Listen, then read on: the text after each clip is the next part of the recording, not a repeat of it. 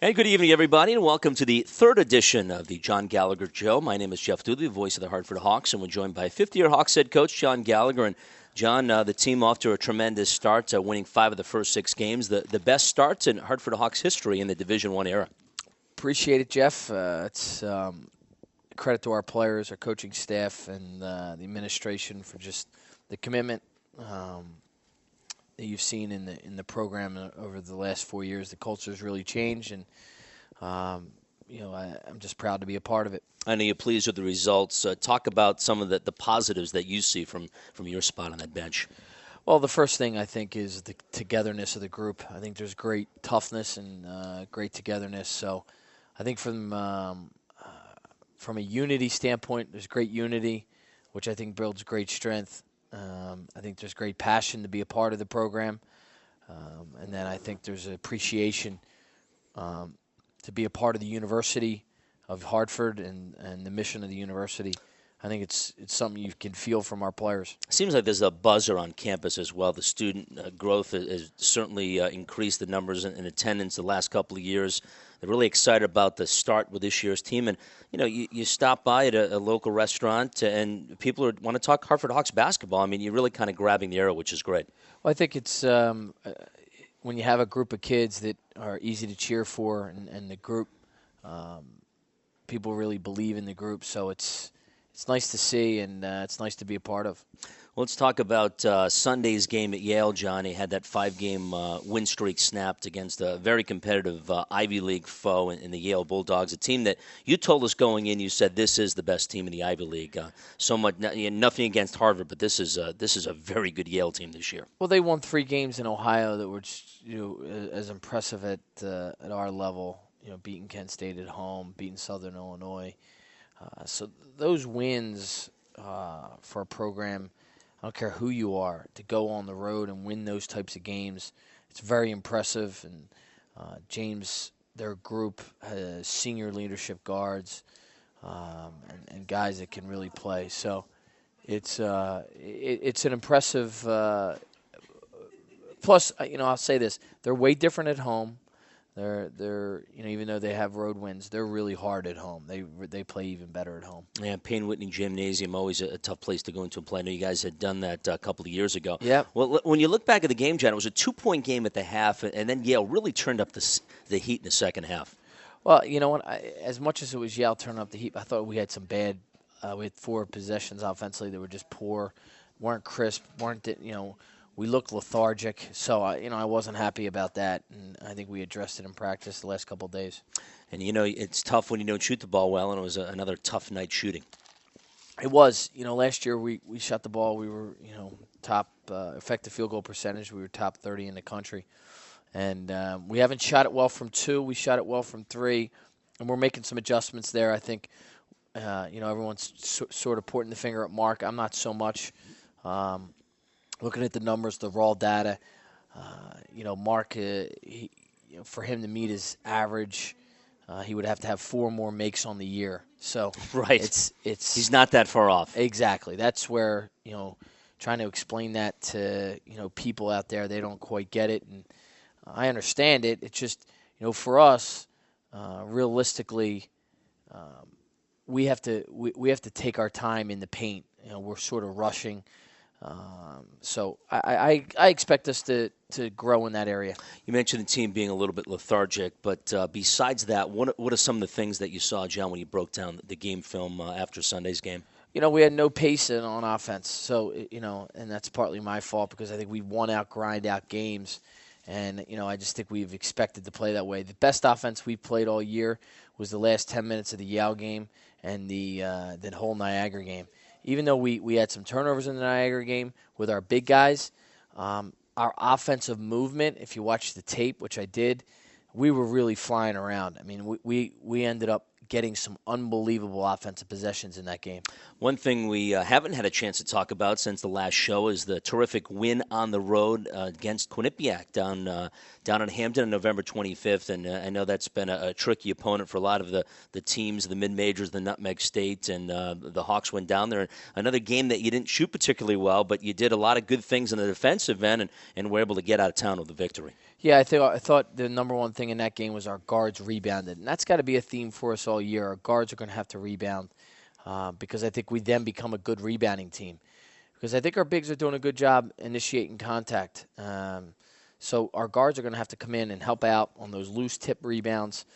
I thought we did a great job that game. And then I thought we played with some great energy that whole game. So I thought you out-toughed them, quite frankly. Yeah, and out-toughing, here's what I would say. We were ready to go. Mm-hmm. And you knew it was going to be a dogfight. Exactly. And talking to their coaches afterward, I think they were disappointed in their group that they didn't respond. I think for us, realistically, we have to expect to play that way every night. That's why you can't take 6 minutes off in college basketball, and that's what we did against Yale. Defense has really been a strong point of this team, top defending team in the conference, one of the better ones in the Northeast. And talk about how the defense is leading to early season wins. Well, I think it's, we're not shooting the ball great. When you can win games, when you're shooting the way we're shooting is a great sign for our team because I think the buy-in is you don't have to shoot well to win. And I think if you do that, and we've done it now for 5 games, I thought we shot well in probably one of the games. It's a good sign for our team and program. Did you think it'd be this good this early? This good? I don't think we're good yet, so I can't say that. I think we're finding ways to win, which is fun, which is exciting. But I want us to start playing better. I want us to start on the offense end. I want us to start really sharing the ball. We are. I shouldn't say that. We're 62% of our baskets are assisted on, which is 19th in the country. So we are assisting on baskets, which is great. But I want us to start making more. And around the rim, we're going to have to make some more shots around the rim. How about on the defensive side of the ball? I mean, are you surprised the way that you've been able to defend opponents? Well, I think the scouting report, the first thing I'll compliment my coaching staff on is the way they do scouting. My assistants do a phenomenal job preparing our guys. They know the strengths and weaknesses of each team. And I think we take away the known. When we talk about young teams in college basketball, when we were young, we didn't take away the known. We take away the known scores on the other team. And our coaching staff does a great job preparing our group on who they have to take away and what plays they have to take away. And then when teams have to go to a counter move or a counter play, it's hard to do, against an experienced team like ourselves. Well, now that the November portion of the schedule is over, your thoughts on the 5-2 start? Well, first, the biggest thing, Jeff, is I'm proud of the group. All right, and I appreciate what they're about, but I'm not, I'm up late at night figuring out how we can play better on the offensive end. And I think we've hit something here, in practice last couple of days, what we focused on. And I think you're going to see some great results because of it. Guys might have to get subbed quicker because you're playing hard on both ends. You're playing with a lot of energy. We went back to, some of the stuff in 06, 07, 07, 08 when you were with us, when I was an assistant here, and just how we cut and how we filled and how, we have guys that can cut like Jared Van Rosenberg and Mikey Turner and Joey Zaglinski. We just have to emphasize it. And I think maybe I've emphasized the defensive side of the ball so much because I was worried about people scoring on us.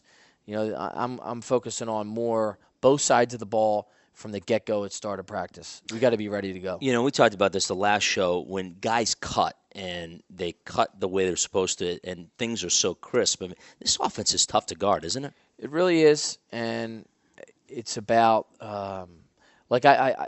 this is what struck me. A friend of mine said to me the other day, "You'll win games in November, December, and January, but you're going to have a harder time winning in February and March if you don't get your offense going." And I'd rather get my offense going now and work on these things so that when it clicks. We're not relying. I'm not relying on my defense. We were putting too much pressure on our defense day in, day out. Like in a realistic game at Yale, just to be frank, the Yale scored half. Instead of being 27-25, it's 34-27. We're up. Then when they go on that run, you're now down 4 or 5, and then Changes everything. It's a different game. It's just a different game. I watched that tape over and over. First half, we had chances to, you could say the end of the half, there's 2 possessions there we give away. You could say on the offensive end, we have like 3 or 4 different looks where guys are driving and they just don't see the guy at our corner spot or at the C spot out on the perimeter. They're the stuff we have to get better at. All right, a lot more with Hawks head coach John Gallagher in a bit. Right now we're going to take a break, come back, and be joined by Taylor Dyson, one of the three-point artists on the Hawks men's basketball team. Taylor is from the land from down under. We'll talk to him next as the John Gallagher Show continues right here in the Talk of Connecticut. And back in the John Gallagher's Coaches Show, my name is Jeff Dooley, the voice of the Hawks, and joined by junior Taylor Dyson of the Hawks men's basketball team. And Taylor, tell our listeners a little bit about yourself. I'm from a small, I think you'd call it a country town in Melbourne, Australia. Just love playing my basketball and happy to play here at Hartford. When did you first start playing basketball? Started when I was 5. My brothers loved it, so I played it when I was 5. Didn't play really competitively until I was about 14, and I started playing at Knox Raiders, and then from there it just took off. Is basketball a big sport in Australia? Yeah, it is. It wasn't, a number of years ago, but it's definitely up and coming now. And now with a lot more NBA and college basketball being televised, it's definitely a popular sport. And you've got a couple of teammates from Australia on this team, and I know Albany is another team that recruits heavily in Australia. And you've got a couple of mates in the America East Conference, don't you? Yeah. Pete and Sam and Mike, and they got a new one, Jeremy, who's actually from Melbourne too, and watched him playing a little bit. He was a couple of years younger than me, but yeah, it's good to know some familiar faces within the conference. Taylor, who turned you on to the game of basketball? It was definitely my dad and my brothers. My dad's business used to sponsor our professional club in Melbourne. So did you go to games as a kid? Yeah, I went to games as a kid. We got good box seats and that sort of thing, and my brothers absolutely loved it, so I really had no choice but to love it. Well, tell our listeners a little bit about being a student athlete at the University of Hartford. It's definitely keeps you busy, always doing something, which is pretty good in my case because when I'm not really doing anything, I start getting a little bit homesick. But because I'm always busy with practice and then getting all the homework done, it's actually works out pretty well. Is it tough in season balancing the practice schedule and the game schedule, the travel schedule with the schoolwork?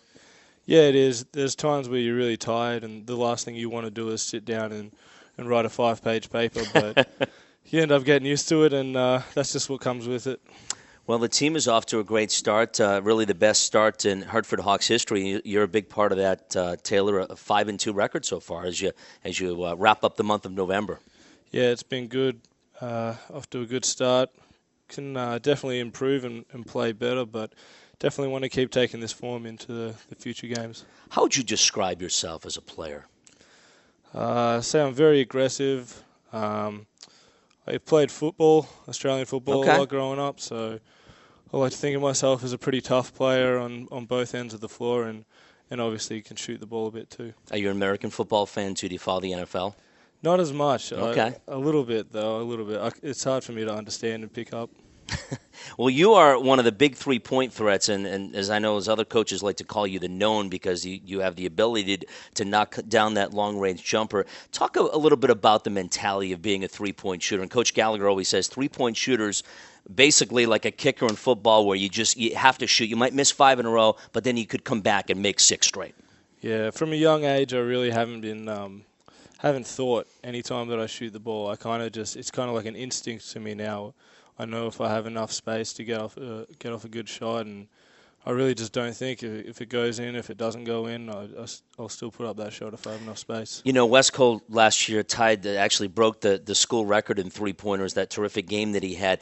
Can you tell when you're on? Do you feel it? Is there any point, maybe during warm-ups, that the rims are a little bit kind of going to favor your shot, so to speak?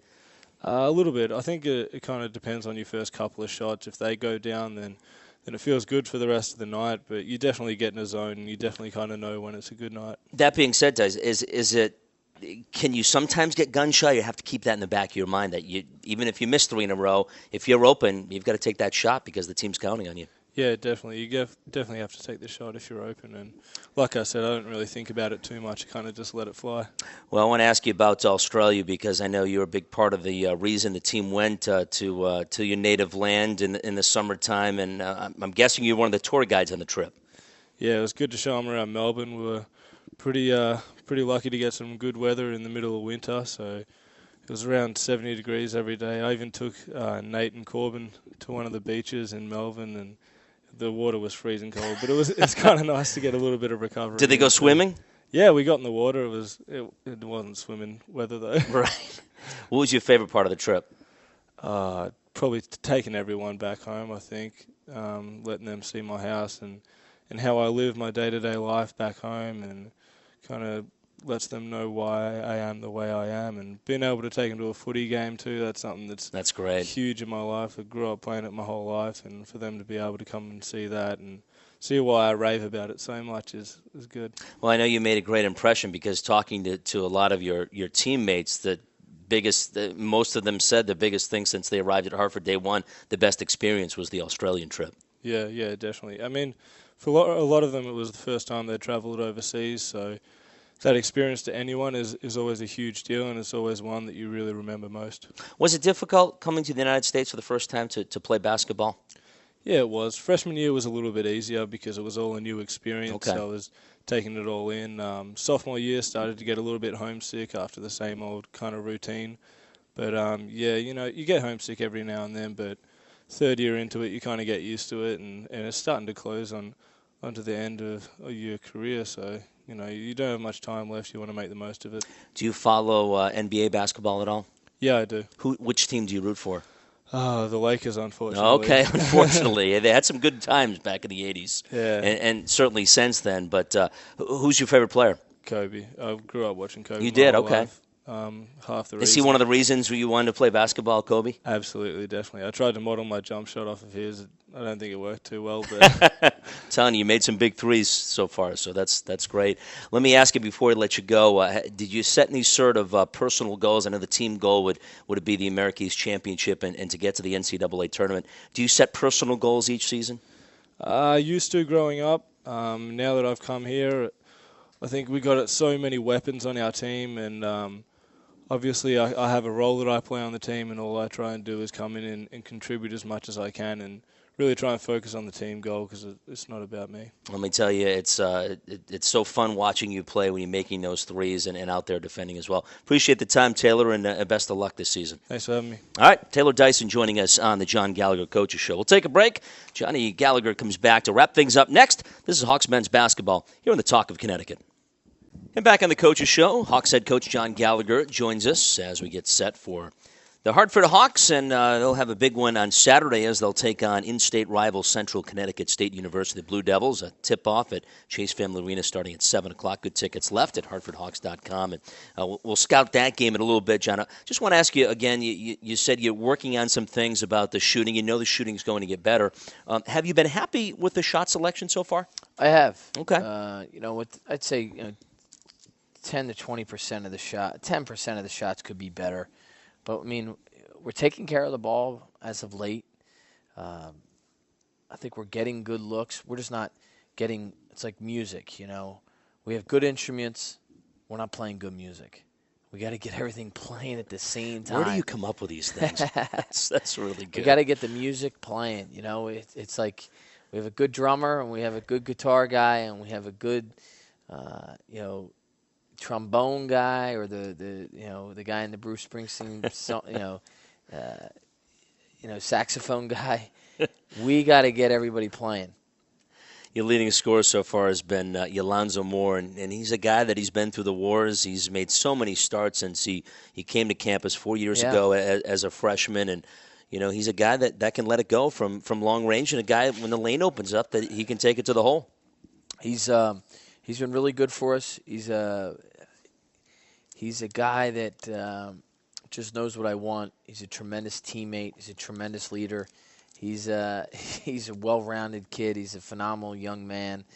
I think he's played in over 100 games started in over 100 games for me. Yes. So, I mean, it's a lot of it's a lot of basketball for a guy to go through, and he's done a phenomenal job. Seems like he's healthy too, because I know he has battled a hamstring injury, in the last couple of years. I think he's ready to go. I mean, I think now you'll see in the next 25 games, 30 games, this will be the best basketball you'll see from him.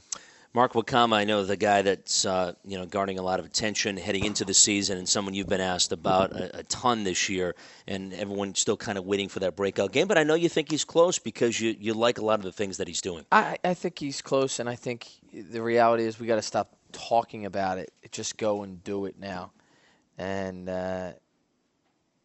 it's like we're at a point where we can win without Mark scoring, and we can win with Mark scoring. So Mark's got to do all the little things. He's got to rebound. He's got to, I'm not concerned with the scoring. I just got to do everything else. I want to ask you about Wes Cole because he's been a marked man around the perimeter, but he's a guy that, like Taylor Dyson, we just heard from, that he can drop in shots from all around that three-point arc. Yeah. I would say this. It's like for our three-point shooters right now, it's a simple thing as just having your hands and feet ready to shoot. It's as simple as that for every guy. And that little detail, like we're shooting 36 from three. Mm-hmm. It could be 40. You think about some of the shots we've missed. Right. I mean, why don't? Well, you said the offense is layups and breath threes. That's exactly what you guys are hoping that your offense sets up, right? That's it. And I think what we're missing is the layups. We're missing a ton of layups. We're getting, last year, Jeff, we got 8% of our shots blocked. Now we're getting 17% of our shots blocked. What is that? Well, a lot of it's, some of it has to do with John Carroll, because he's so aggressive. And it's a good thing because he can learn a lot. But I've never seen a shot. We never got our shot blocked last year. We were one of the best in the country not getting our shot blocked. Now we're one of the worst.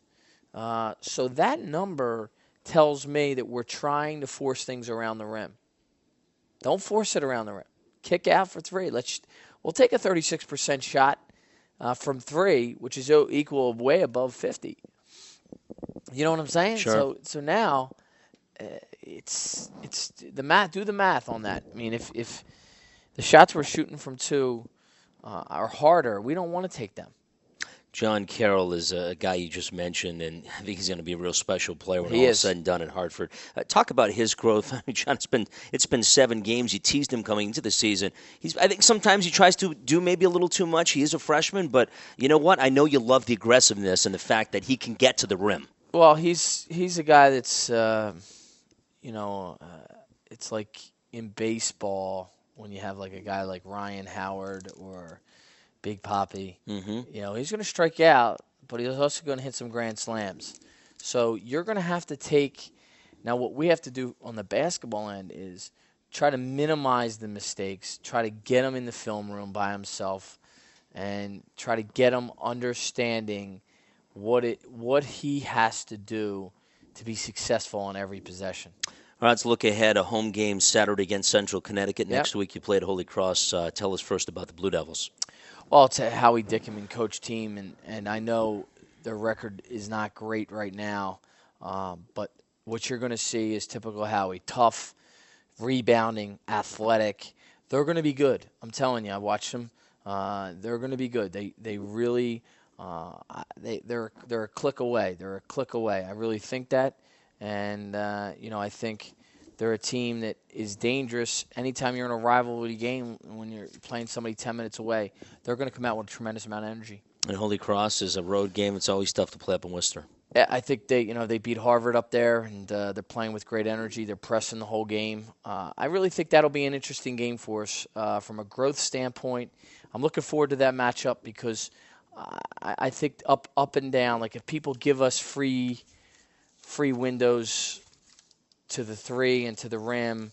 I'm not saying free, but if you can attack it the right way, good things can happen. John, looking at the Mary East schedule as we wrap up another terrific show, the John Gallagher Coaches Show, any surprises in the overall non-conference schedule so far in the America East? I think something that might pop out is the start UMass Lowell has had. For me, anyway, at 5-2, that's pretty impressive. He's done a great job. Really has. He's really done a great job. How about for you, though?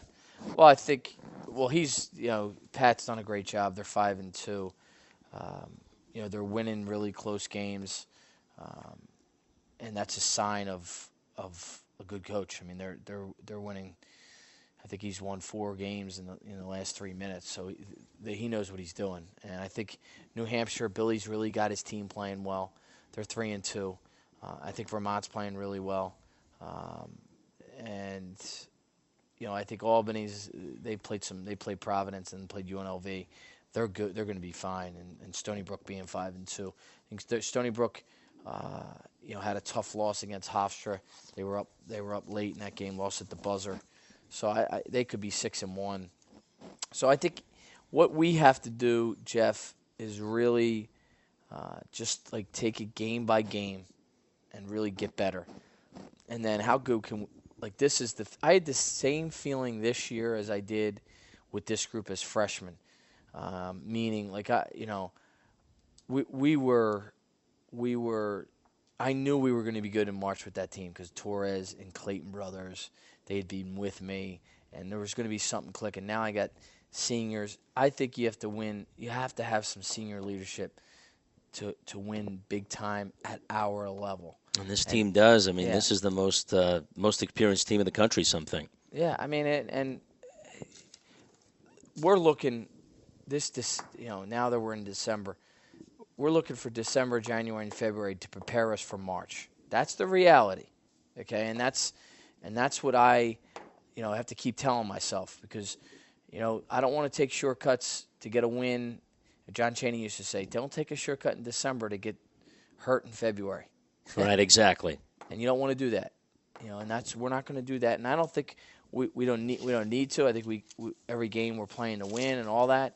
But it's exciting to be around a group of kids that really get it. And we'll close things out looking forward to Saturday night against Central Connecticut, John. And I know this corporate and community support has been great. The students are coming out, but this is going to be a terrific college basketball game. 2 mid-majors, just a few miles apart battling. And I know you'll love to see a lot of red at Rich Family Pavilion on Saturday. We're expecting 3,000 at the game, which will be a great packed house.